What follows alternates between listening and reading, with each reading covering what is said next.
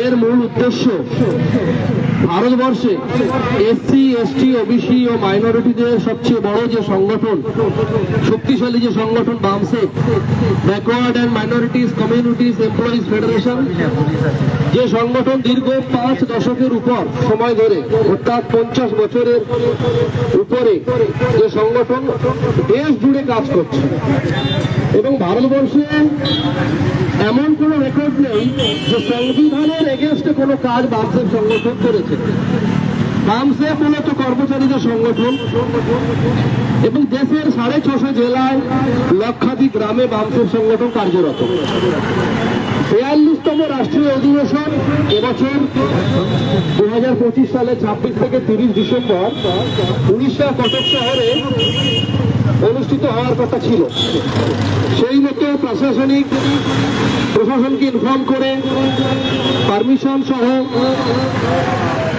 3 মাস আগে থেকে অগ্রিম প্রিপারেশন শুরু হয় এবং প্রায় কয়েক কোটি টাকা খরচ করে এই রাষ্ট্রীয় অধিবেশন অনুষ্ঠিত হওয়ার কথা ছিল। কয়েক কোটি টাকা খরচও হয় উড়িষ্যার কটক শহরে বালিযাত্রা গ্রাউন্ডে। অথচ ঠিক 3 দিন আগে হঠাৎ করে উড়িষ্যা প্রশাসনের তরফ থেকে বামসেফ সংগঠনের রাষ্ট্রীয় অধিবেশনকে ক্যান্সেল করা হয়। সংবিধানের পথে, সংবিধানের অধিকারে বলেই এই রাষ্ট্রীয় অধিবেশন হওয়ার কথা, অথচ এই রাষ্ট্রীয় অধিবেশন ষড়যন্ত্রপূর্বক সেখানকার যে আরএসএস, যে ব্রাহ্মণবাদী যে সংগঠন সারা দেশ জুড়ে যে যারা তাণ্ডব চালাচ্ছে, তাদের ষড়যন্ত্রে এই রাষ্ট্রীয় অধিবেশন বন্ধ হয়।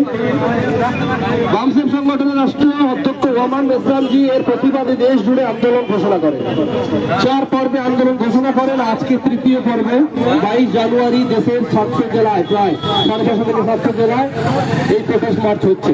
আগামী 22 ফেব্রুয়ারি নাগপুর আরএসএস এর হেডকোয়ার্টারে 10 লাখ মূল্যবাসী মানুষের মহামোর্চা নিয়ে যাওয়ার ঘোষণা হয়েছে, যেটা 4th পর্বের শেষ আন্দোলন। সংবিধানের মৌলিক অধিকার আর্টিকেল 19 দেশের জনগণকে বাক স্বাধীনতা, ফ্রিডম অফ স্পিচ এন্ড এক্সপ্রেশনের অধিকার দিয়েছে। জনগণের বাক স্বাধীনতা যেভাবে হনন হচ্ছে দেশ জুড়ে, বিশেষ করে মূল্যবাসী মানুষদের, এসসি এসটি ওবিসি মাইনরিটি মানুষদের, আজ এই বাক স্বাধীনতা অধিকার রক্ষা করা আজ সবার কর্তব্য। তাই দেশ জুড়ে সমস্ত এসসি এসটি মাইনরিটি সম্পন্ন সব মানুষকে এই সংবিধানের মৌলিক অধিকার বাঁচাতে রাস্তায় নামতে হবে। তার কারণ বাবা সাহেব আম্বেদকর লম্বা সংঘর্ষের পরিণামে আজ দেশের মানুষের জন্য যে সংবিধান আমাদের দিয়ে গেছে, সেই সংবিধান প্রত্যেকটা নাগরিককে সমান অধিকার দিয়েছে, সমান সুযোগ দিয়েছে। আজ একজন সাধারণ মানুষ থেকে রাষ্ট্রপতি প্রত্যেকেরই ভোটের মূল্য সমান, অথচ সেই ভোট ইভিএম এর মাধ্যমে আজ নষ্ট হচ্ছে। ইভিএম এর মাধ্যমে ভোট চুরি হচ্ছে, ইভিএম এ ঘোটালা হচ্ছে। তথ্য প্রমাণ সহ দেশ জুড়ে ওয়ামান মেসরামজি ভারত মুক্তি মোর্চা সংগঠনের মাধ্যমে, বামসেফ সংগঠনের মাধ্যমে, প্রচার প্রসারের মাধ্যমে দেশ জুড়ে জাগরণ তৈরি করেছে। কারণ ভোটও আমাদের মৌলিক অধিকার। ভোটের অধিকার আছে বলেই আজ এই দেশে গণতন্ত্র আছে, কিন্তু ভোটের অধিকার যদি না থাকে গণতন্ত্র কোথায় থাকবে? তাই দেশ জুড়ে এই যে আন্দোলন চলছে, ভারত মুক্তি মোর্চা, রাষ্ট্রীয় পিছড়ে বর্গ মোর্চা, রাষ্ট্রীয় পরিবর্তন মোর্চা, বহুজন ক্রান্তি মোর্চা সংগঠনের মাধ্যমে এই সংগঠনের এই আন্দোলনে সবাই জুড়ুন।